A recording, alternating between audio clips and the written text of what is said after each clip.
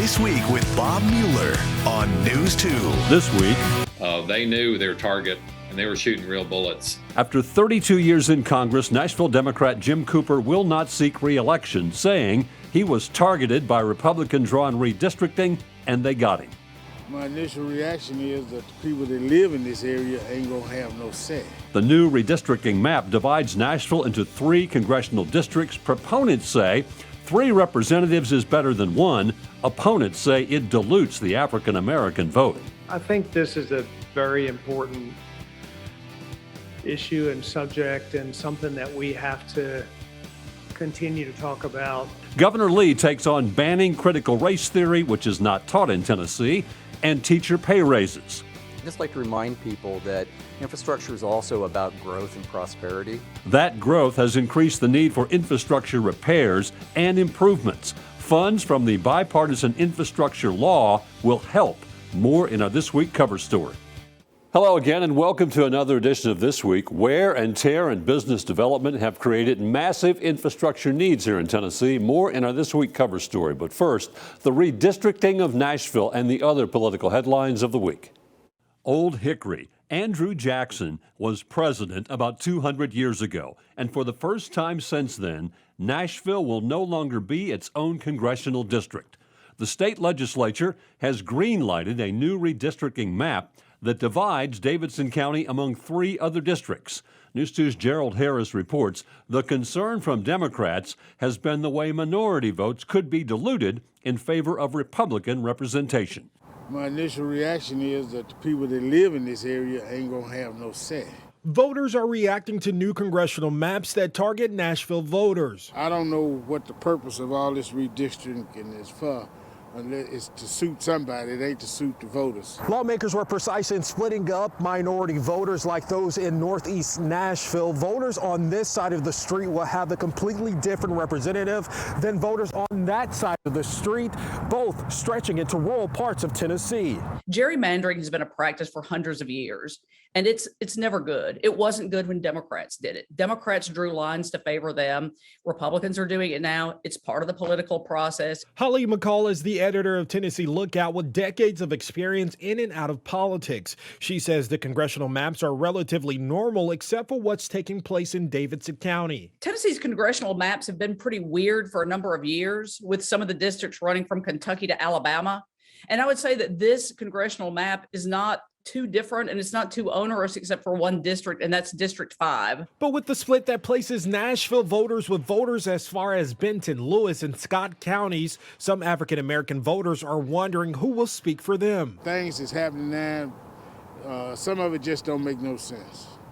I've lived here for 43 years, and I just ain't understanding why all of a sudden my vote is going to be cast with somebody that's out in another county when I live in this county.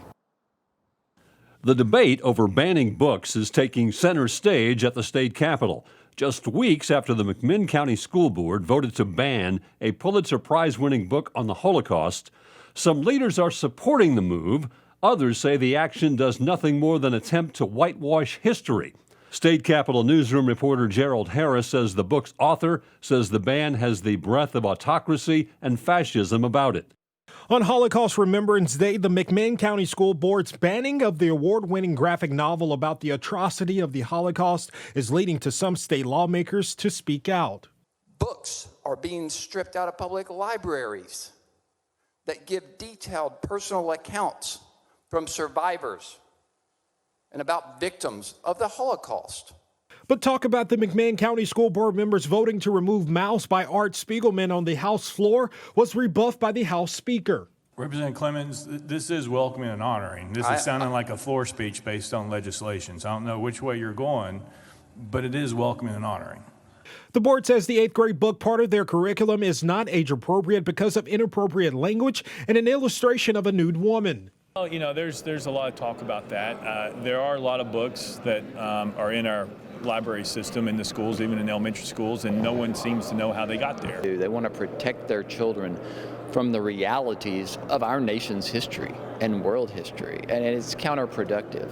And the reality is, when you whitewash history, You don't have an appreciation for the perspective of others. You don't have empathy. You don't understand from where others are coming, and you don't know what history is all about.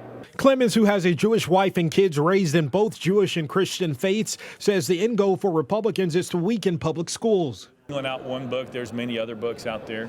But it's an important issue. I think parents want to, as you watched in Virginia, parents want to have more control over their child's education, and there's no difference here in Tennessee.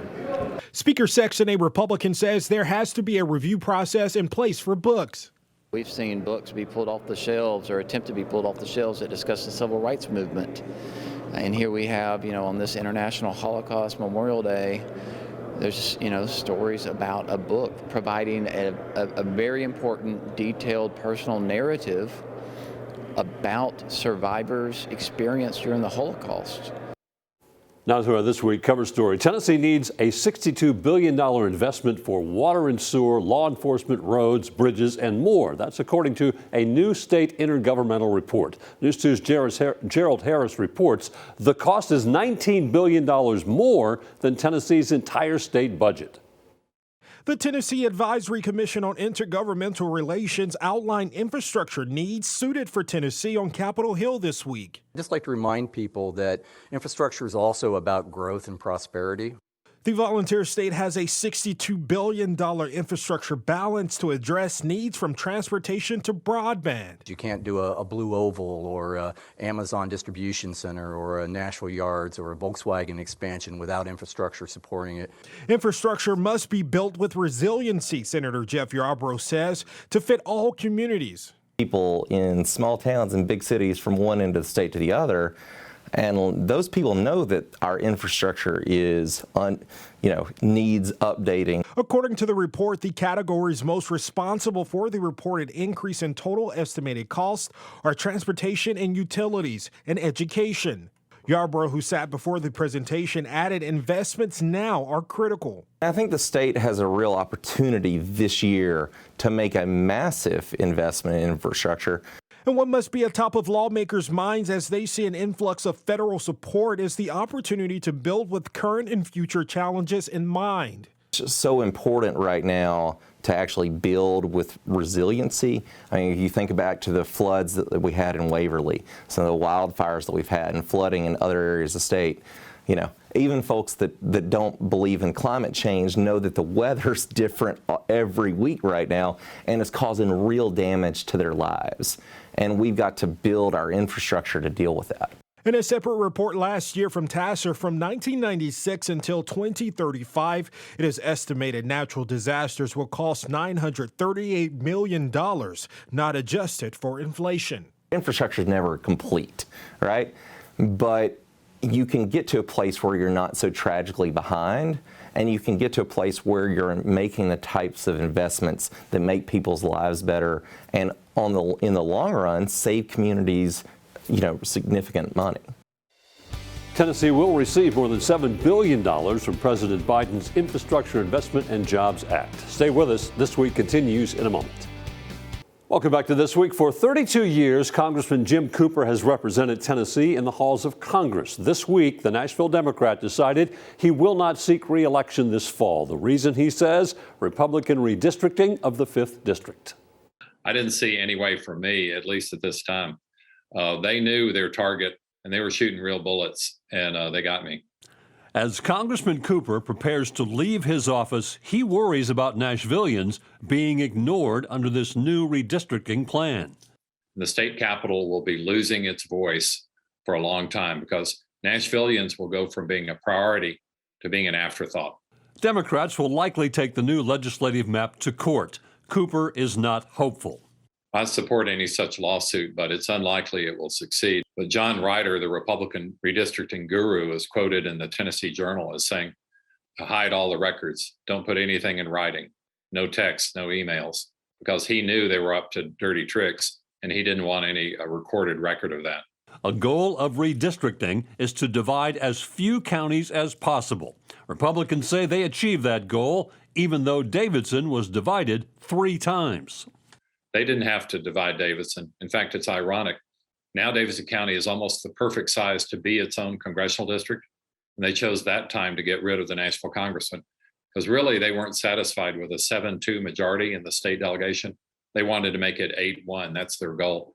And I'm hoping that a new and better candidate who's a Democrat on my side can end up winning one or all three of these seats. Congressman Cooper says minority communities were intentionally split apart into separate districts. It hurts everyone in Davidson County, but it hurts the minority community particularly because they were somewhere between 24 and 28%. That's just the African Americans. The Hispanics are another section. We have Kurdish people here. We have many folks who are wonderful members of our community. Jim Cooper has represented Nashville as a Democrat for more than 30 years. Despite the redistricting, he believes a Democrat can win, just not him. Absolutely, there's a way for a Democrat to win. Republicans are often their own worst enemy, especially now they're enjoying their monopoly. They're glorying in it. They're overreaching, and they will live to regret that. So if they nominate the wrong person on their side, or if we have a particularly strong candidate, we have a real chance to win in all three of those districts. And the congressman has a message for Nashvillians. I love you.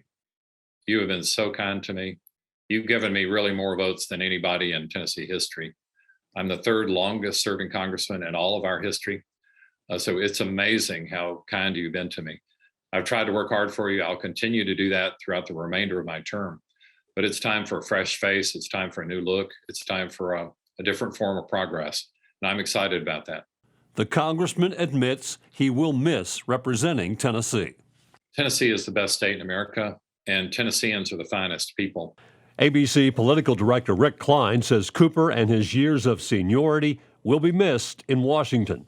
It's a big moment. Jim Cooper is a big name in Congress, a big name in Tennessee, a very prominent political family in Tennessee, and part of a vanishing breed of Democrats in Washington, a blue dog, a moderate Democrat who's made a career over many decades as someone that is willing to cut deals, work with members of both sides of the aisle. It is a harder road to hoe these days in a much more partisan environment than people like Congressman Cooper have been used to. And it is quite a surprise, even though we're seeing more and more Democrats decide to hang it up after this year. Klein says Cooper is in the position of a lot of Democrats who are choosing to retire. Yeah, we're seeing the retirements begin to truly pile up, more than the Republicans had retiring going into the 2018 midterms, where they, of course, lost control of the House. It tells you two things. One is there's some members of Congress who would have been in for fights of their lives. And Congressman Cooper is probably in that position, given the fact that his district was being carved up by Republicans in the state house.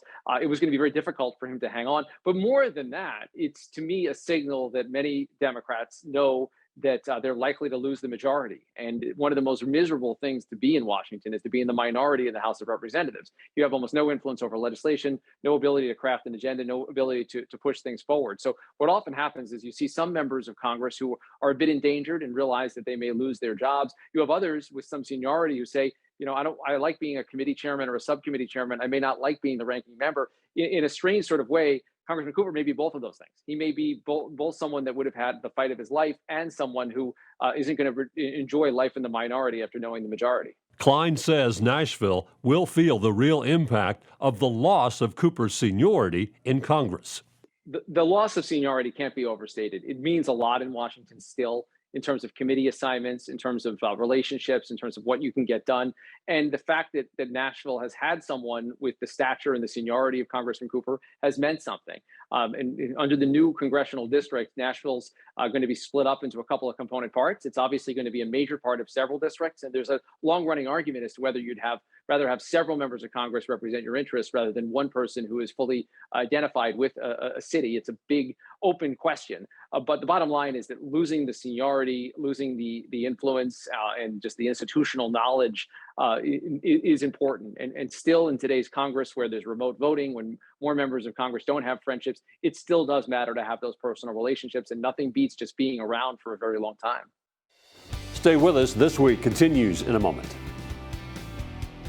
Welcome back. Governor Lee talked about his budget and agenda for the new legislative session before the Nashville Rotary Club this week. Lee touched on some issues, but hedged when asked about teacher pay raises and banning critical race theory. Concerning education, it seems that any history being taught that references Black history is being called critical race theory, even though critical race theory is a specific curriculum used solely in higher education. It has caused much fear and limited curriculum to only a portion of US history being taught. What are you doing to address this? And what is your commitment to teachers to prepare them to teach all of our history? Yeah, I think this is a very important issue and subject, and something that we have to continue to talk about. And I expect we'll never stop talking about it. But we should never stop talking about what we teach our children. We should never stop talking about teaching history and recognizing our past. Ronald Reagan said, if we don't remember where we came, we won't know who we are. And where we came from is a beautiful, complicated history that includes things that we wish never happened and things that are unique to the rest of the world that make us the most exceptional country in the world. As we navigate these educational waters right now, it's very important that we keep that conversation going so that we don't lose something that's incredibly important.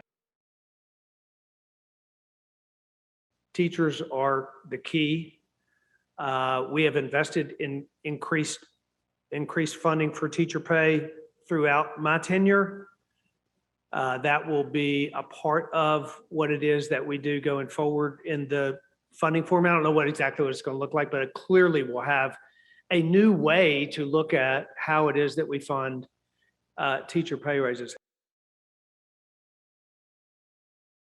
It's our future. The vast majority of our children are enrolled in our public schools. We have to invest in them, and we need to invest in them more robustly than we have in the past. My view and my belief is that we need to be smarter about how we invest as well. As you know, and you've heard and you've read a lot about, we are developing a new funding formula for our public schools. We've worked for months to engage stakeholders in a way that would develop a funding formula for today. Our funding formula for our public school system is 30 years old. It says the maps deliberately carve up minority communities and leave us powerless. Ask Governor Lee if he supports that. And the second question is whether or not he plans to sign the redistricting plans into law. The map was the original question. Yeah, Yes. so Thank you. I'll answer the second one first, and I answered it, I say this frequently because it's the truth. Until a bill gets closer to my desk and it's made its way through all of the committees and the legislature, I don't review those bills until they are finished. And they're coming to me because only then, as you know, in the legislative process, things change. What's presented as the original bill might be completely different by the time it gets to my desk. So I'll decide on that when it gets to my desk. But I will say, I don't see any, from what I see, the legislature has done, it's a tremendous lift, redistricting. Every 10 years, all of the population shifts around. The legislature's tasked with how to redraw those lines. It's happening in every legislature across the country. I haven't looked specifically at these maps, but it's a heavy lift, and I'm glad they've done it. And I believe they have pursued every effort to follow the laws. I'll make decisions about that map when it gets closer to my desk. We should more clearly consider who is incarcerated, and we should more deeply understand how we can improve the pathway for those who are incarcerated but are coming back into society, which, by the way, is 95% of the people sitting in a jail cell. We need to remember they all get out, just about, and they all reenter society. And to the degree that we engage in a better way, we all will be better off. because our economy is so strong, we're one of the fastest growing states in America. People are coming here in record numbers. Companies are coming here in record numbers. When we have brought to Tennessee in the last year the 3 largest economic development projects in our state's history, and General Motors and Oracle and Ford Motor Company. All 3 of those on their own would have been the largest announcements economically that our state would have made in its history, and they all 3 came in the last 12 months. Companies recognize a business-friendly environment and they move toward that environment. We're seeing that happen in our state. But if we're going to be, and people are moving here too, it's by some measure, we're the fastest, one of the most moved to, if not the most moved to state per capita in the country. Stay with us. This Week continues in a moment. I want to thank you for spending part of your weekend with us. That will do it for another edition of This Week. We hope to see you back here next weekend for another edition of This Week. Between now and then, you have a great week.